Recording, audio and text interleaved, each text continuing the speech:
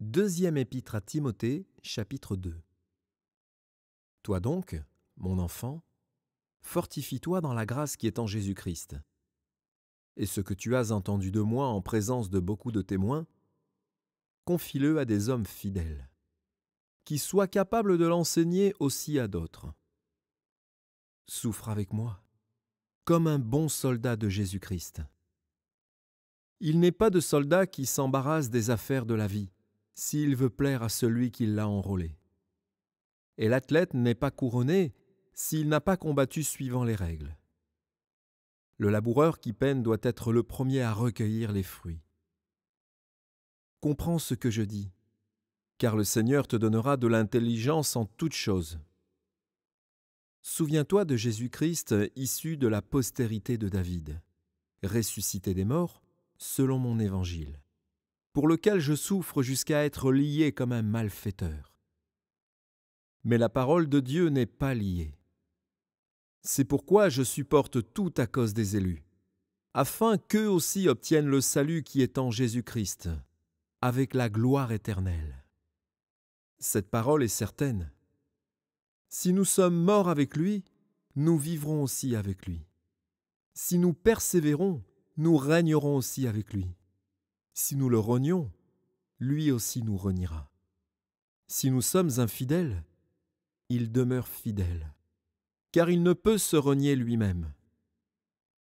Rappelle ces choses, en conjurant devant Dieu qu'on évite les disputes de mots, qui ne servent qu'à la ruine de ceux qui écoutent. Efforce-toi de te présenter devant Dieu comme un homme éprouvé, un ouvrier qui n'a point à rougir, qui dispense droitement la parole de la vérité. Évite les discours vains et profanes, car ceux qui les tiennent avanceront toujours plus dans l'impiété, et leur parole rongera comme la gangrène. De ce nombre sont Hyménée et Philette, qui se sont détournés de la vérité, disant que la résurrection est déjà arrivée et qui renversent la foi de quelques-uns. Néanmoins, le solide fondement posé par Dieu subsiste, avec ces paroles qui lui servent de sceau. Le Seigneur connaît ceux qui lui appartiennent, et quiconque prononce le nom du Seigneur, qu'il s'éloigne de l'iniquité. Dans une grande maison, il n'y a pas seulement des vases d'or et d'argent, mais il y en a aussi de bois et de terre.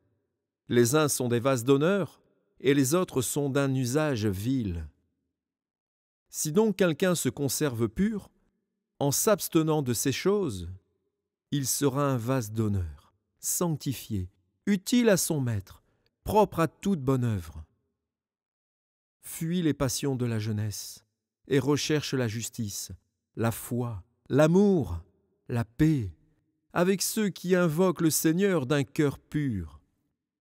Repousse les discussions folles et inutiles, sachant qu'elles font naître des querelles.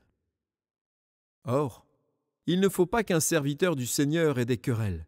Il doit, au contraire, être affable pour tous, propre à enseigner, doué de patience. Il doit redresser avec douceur les adversaires, dans l'espérance que Dieu leur donnera la repentance pour arriver à la connaissance de la vérité, et que, revenus à leur bon sens, ils se dégageront des pièges du diable, qui s'est emparé d'eux pour les soumettre à sa volonté.